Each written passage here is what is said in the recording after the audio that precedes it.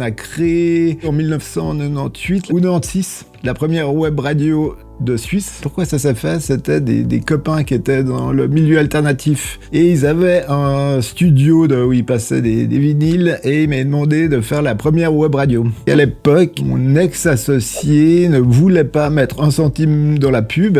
Du coup, j'ai contacté ONFM pour leur proposer de les streamer sur Internet en échange de publicité. Et comme ça a permis en fait de nous faire connaître Infomaniac sur Internet, enfin sur la bande FM. Puis du coup, vu que ça a très bien marché, je l'ai proposé à un peu toutes les radios en Suisse romande, dont la radio Suisse romande. Voilà, depuis on est devenu un très gros streamer en Europe. Pour eux, ça leur faisait de l'audience supplémentaire, le fait d'être sur Internet. Ça faisait qu'ils avaient un tout petit investissement à faire, en tout cas pour les plus petites radios, celles qui avaient moins de moyens.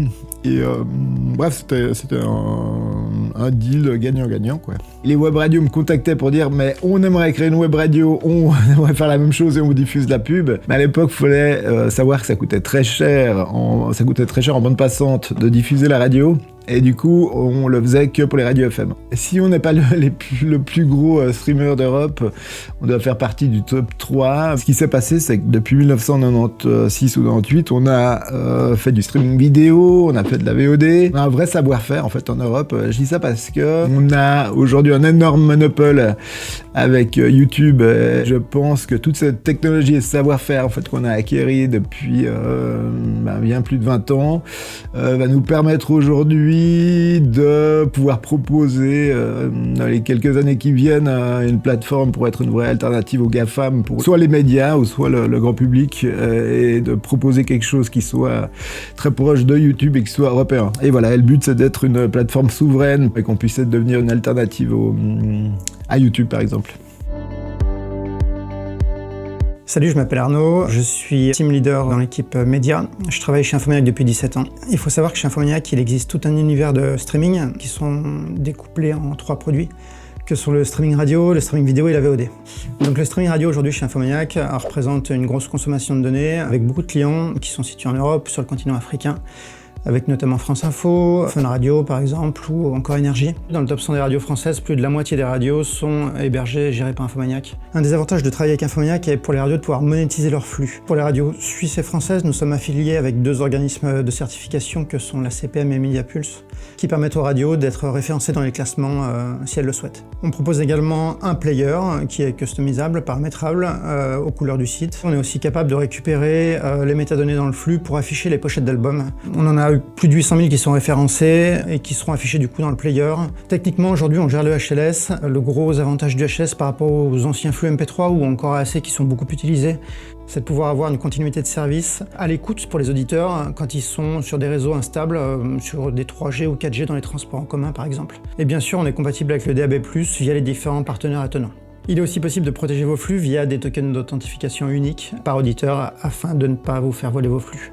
Vous avez la possibilité d'activer le contrôle du direct sur les flux live qui permet aux auditeurs de revenir en arrière sur le direct. On propose aussi un service d'auto-DJ, donc vous pouvez uploader vos contenus médias au format MP3 ou tout contenu audio, programmer des playlists, les agencer via un planning, définir des différents critères par mots-clés, par tag, par artiste ou par style ou type de musique. Vous pouvez ainsi générer un contenu live, donc une vraie radio, qui sera ensuite diffusé via le player Infomaniac ou votre propre player. Vous pouvez aussi planifier des séquences de vrais live si vous souhaitez diffuser du contenu en temps réel. Comme je le disais plus tôt, on propose également un service de VOD. Beaucoup de nos clients qui diffusent du contenu en live vont utiliser la VOD pour diffuser leur replay. Chez Infomaniac, vos contenus vous appartiennent et ils ne seront jamais réutilisés ou réexploités. C'est un des gros avantages d'Infomaniac par rapport à YouTube, où vous leur laissez le droit d'exploiter vos contenus. Depuis quelques mois, vous avez la possibilité de générer automatiquement vos sous-titres par l'IA. Vous uploadez vos vidéos et l'IA va faire le reste. Et le troisième produit, le streaming vidéo, permet à beaucoup de nos clients qui sont des télés locales, des sociétés d'événementiel, de diffuser leur contenu en direct. Vous avez la possibilité d'envoyer un flux en haute qualité qui sera transcodé dans le cloud Infomaniac en différentes qualités. Vous pouvez aussi watermarker vos flux, gérer du simulcast, c'est-à-dire la possibilité de revenir en arrière sur le direct. La possibilité d'enregistrer vos directs, qui seront ensuite envoyés sur la VOD par exemple, pour le replay, ou sur vos propres serveurs FTP. Et pour réaliser tout ça, bien sûr, il y a des équipes de développeurs, des administrateurs système, des UX designers, une équipe data center, le support qui est localisé à Genève, bien sûr, et puis à Zurich. Et aujourd'hui, le résultat de tout ça, c'est plus de 6000 radios et télévisions en Europe qui font confiance à Infomaniac. La diffusion de contenu multimédia, c'est aussi un challenge infrastructurel. Le streaming représente 10% de notre trafic échangé avec Internet. C'est aussi 150 serveurs physiques qui sont tous hébergés dans nos propres data centers en Suisse. La résilience, c'est une absolue nécessité, surtout quand on parle de services en temps réel. Les flux sont donc redondés sur des architectures robustes basées sur de l'open source, comme Icecast en mode master relay ou Kubernetes pour les services plus critiques. D'ailleurs, vous avez entendu parler de notre produit CAS? Les serveurs qui deviennent trop lents pour de l'IA ou du cloud deviennent parfaits pour de la radio. Là, on n'a pas besoin de puissance brute, juste de stabilité réseau. Alors on les répare, on les adapte, on les optimise et on les fait vivre 10 ans de plus. En bref, c'est pas juste du streaming, c'est une plateforme média résiliente, locale, durable et souveraine.